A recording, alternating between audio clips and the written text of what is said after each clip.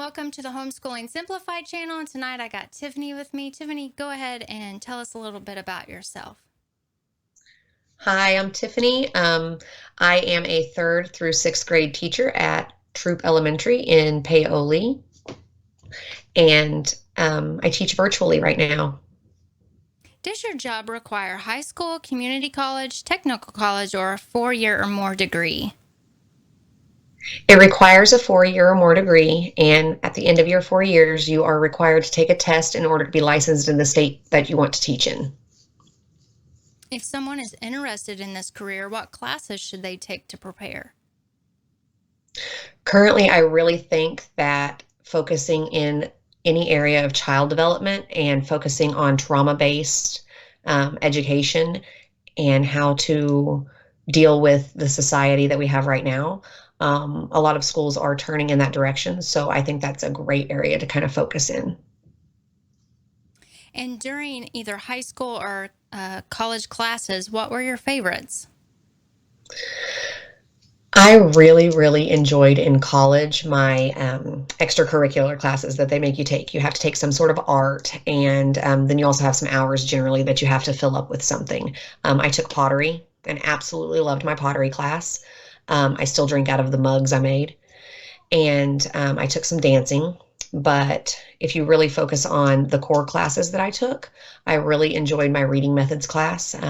It focuses on all of the book studies that you can do with the kids, the strategies that you need to do to help them read, help them understand their reading, and how to really run lessons with them that go along with the books and the strategies that you're learning in school.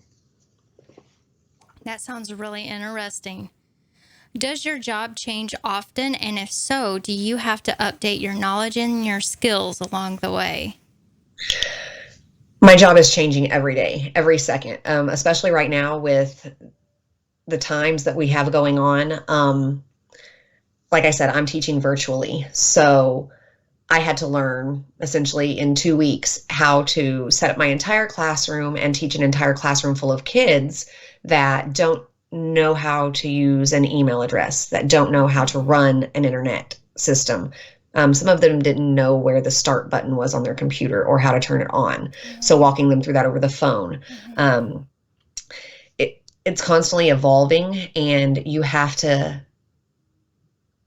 renew your license. Even you have to have professional growth points. So you have to constantly be looking for classes, seminars, webinars, anything that you can get your hands on that will help you improve yourself so that you're better for them, and so that they are learning in different ways that keep them engaged. And how many days a week do you work and about how many hours?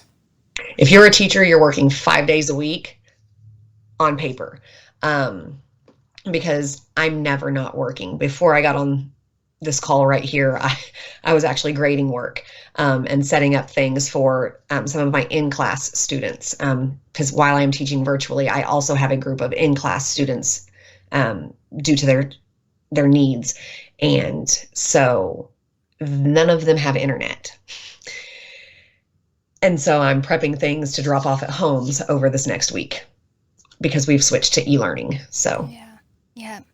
So you got to learn to juggle with things that are changing, not only for constantly, yourself, but for those students. every Wow. day. And that's why I recommended trauma-based courses, because everything, you don't realize what everyone's coming from and what everyone is doing. So being informed is the best way that you can help the kids. So along with being their educator, teaching them, helping them stay engaged, like you mentioned, you're also kind of doing some counsel work, reaching out to them emotionally. And Most definitely. As a teacher, you're not just a teacher, you're a friend. Sometimes you're a mom, sometimes you're a sister. You're there for them all the time. I can tell you that I am one of those who my phone is on at all times. I need to learn to turn it off. I've answered calls in the middle of the night in order to successfully turn in their assignment or achieve the skill that they are working on. are you paid hourly, by salary, or commission? I am definitely a salary pay. Most teaching positions, while we are off in the summer. We're not technically off, obviously, if you are an educator. And like I said, it's constantly changing and constantly growing. You're growing yourself over the summer. But your pay is prorated. So while you are not in the building, you are still being paid the same rate in most places as you would while you're in school with the kids. So if there's overtime to be had, you're not really paid for the extra overtime. There is no overtime in teaching. Explain that one. You are not paid overtime, I should say. Like I said, I am working essentially 24/7. There is never a moment that I'm not thinking about my kids. And by my kids, I don't just mean the 2 kids I have here at my house. I mean my 27 students. They're always on my mind. I'm constantly thinking of what can I do to get this person back on task? What can I do to help this person extend their learning because they've hit their goals and are exceeding those goals? What do I need to pull them into next, even though their friends aren't there yet? So and such had a rough day today, and I need to figure out what I can do to raise their mood up better in order for us to have a successful day the next day. And that could be in the middle of family dinner that I suddenly think of that and I have to go write it down. I grade papers after school. I don't have a time set in. So while I can leave the building at 3:10, I am sitting there grading and doing work until probably 4:30. And then I have my hour drive home. And then I get home and I start adding things into lessons because now I've graded papers and I know where they're at. So now I'm changing lessons and adapting and moving. I'm not paid for any of that. My pay is strictly the salary, strictly the hours of 7:45 to 3:10, Monday through Friday. So if someone is interested in being a teacher in a public setting, not only do they have to go to school, they have to have the heart to do it because it's going to take more than just the education that you're getting at college. It's going to take a heart for children. It's going to take a heart Most for definitely. caring. And you can tell those teachers who are in it because that's where they thought they needed to go and they get there and the heart's not there. I know that I've seen teachers go in the building and immediately leave. It wasn't where they were. It wasn't what they needed. Right now, even we've had teachers leave because they just can't handle what's going on right now. Those of us who have stuck it out are dealing with things that are unprecedented. And the only thing that I can think of is that we all have a heart for it. Otherwise, how would we still be dealing with the things that we're dealing with? Yeah. Watching those kids go through this is hard enough. And like I said, there are kids. So just think of every teacher that's sitting there with 27 plus students. They feel the exact same way. It weighs heavy on them. So we have to be in that building for them. Yeah. Yeah. This question's a little bit different, but what are your hobbies? I like Netflix. No, I do like Netflix. I like my little garden. I'm not very good at it. I did not have such a great year with my garden. It was not the most fruitful, but I learned lessons. Really, my hobbies involve my kids, running them places, doing things with them. My kids are in dance, both of them, so we enjoy going to those things. I like to read.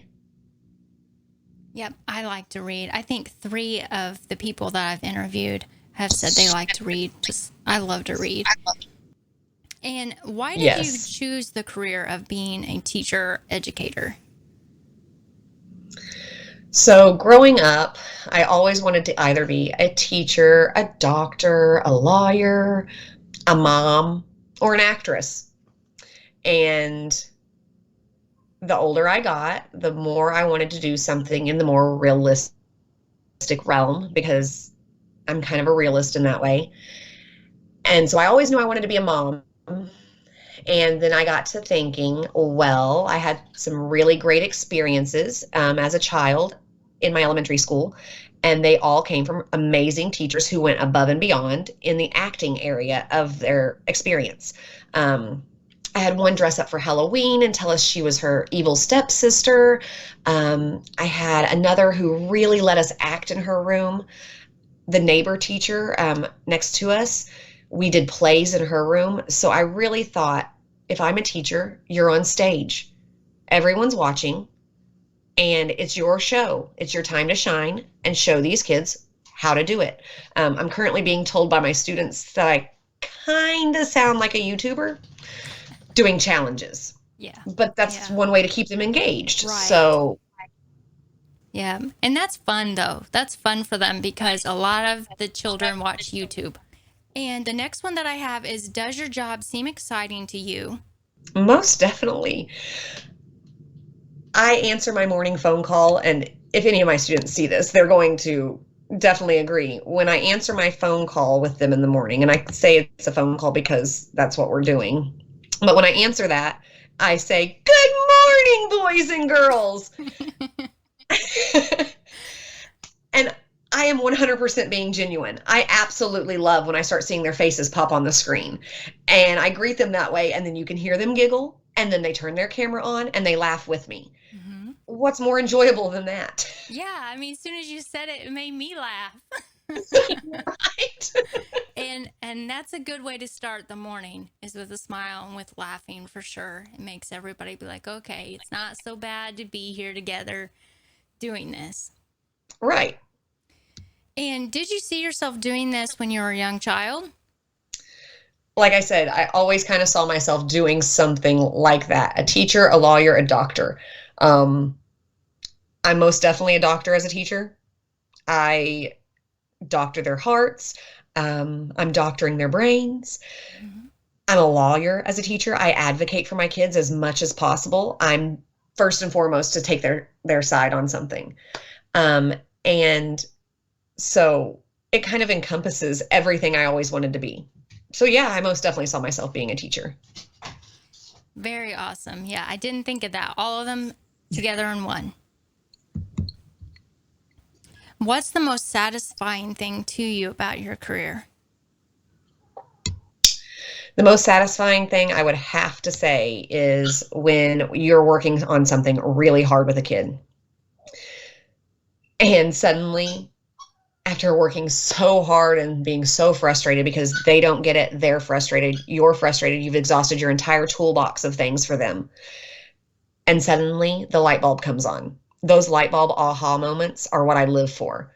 That, and when they giggle when I tell a corny joke, I'm in for that. Are there a lot of openings in your career field? And if not so now, do you think there will be in the future? There's always an ebb and flow, because once a good group gets in there, we're not going anywhere. So our jobs are kind of hard to get from us. But at the same time, as many of us that are staying, there are just as many, like I said, that find out that that's not their passion. So there might not be any open at the beginning of a year, but be checking right at the beginning, right after school starts. There's generally something that pops open. Somebody moves schools, somebody transfers, somebody switches. The one real true way to get into the building is to be an assistant, to sub, to get your feet wet, to get in one of those buildings and be known. Let them know that your heart is there and that you're ready to do whatever they want you to do in order to be with those kids. And it took me a lot longer than it does some people. I've had my degree for a while before I got my first teaching position. But I wasn't putting my 1000% effort into it. I chose, like I said, I wanted to be a mom, so I chose to have my kids first. And as soon as they got into school, I got into school. And so you mentioned being like a sub or a substitute teacher. What is there any? They do make you take like a praxis test now. Used to, you could just sign up with your high school diploma to sub. Okay. But it seems like people are taking it a lot more serious now, which is amazing. So if you sign up to sub in some buildings, not all, but in some buildings that are local to us, they require you to take what's called the praxis. And it's kind of like the beginner test to show that you know what you know in order to be able to function in a classroom and follow a teacher's lesson plans and do what's asked of you.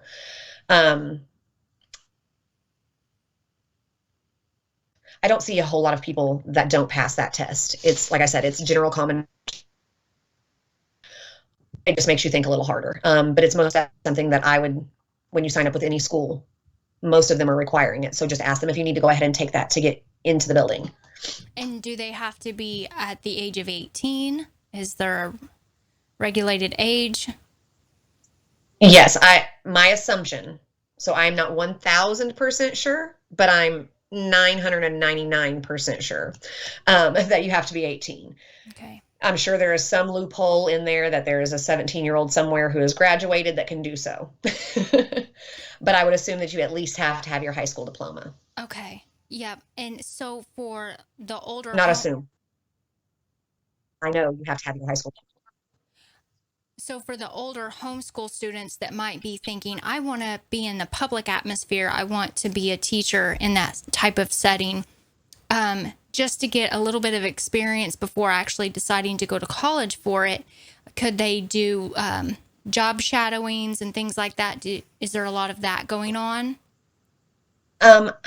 I personally have not ran into anyone who is job shadowing, but if it's something that they're looking for to go into that career field as, like I said, an adult, an 18-year-old, most definitely sign up to sub.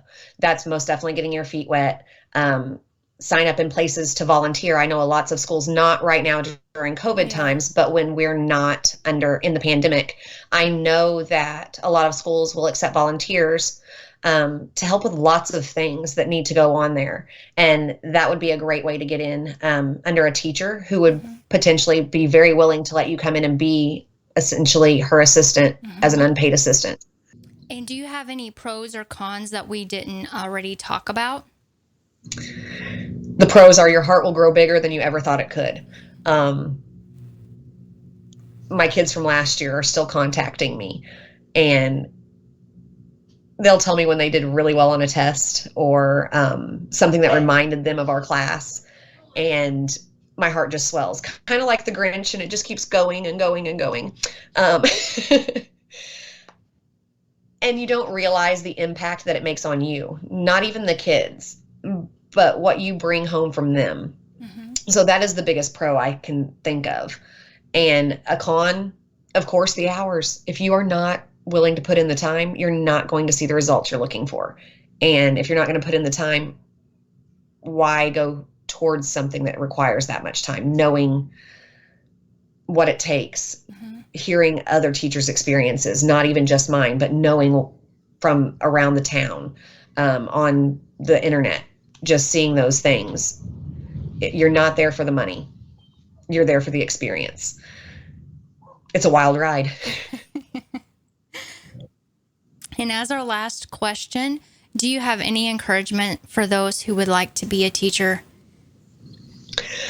I most definitely encourage you to go for it. If you want to be a teacher and you're someone who feels like you have the passion and the heart for it, especially if you're a homeschool person, I know that it seems like, what? You're going to go into the public school system at this point in time. I run my class as much as I can from the public school model while pulling in everything that I know from my friends and family who homeschool. Even when I was in the building, we're not sitting at desks necessarily. We are learning from experiences. I'm letting the kids lead me, even though I have a set of standards that I have to follow and know what we have to go for. I use every experience that I can to allow them to free flow and do the things that are necessary to let their brains and hearts grow as well. So while, you have to follow the state and you have to do those things, bring in your experiences. We need you. I need more people like me. Help. And we would love to have others with such an open brain and an open mind and experiences from outside just the public school system. I know I would. And I know the ones who are down my hall that I talk to are the same way. Well, thank you so much, Tiffany. I really appreciate you taking some time out to do this interview with us. You take care.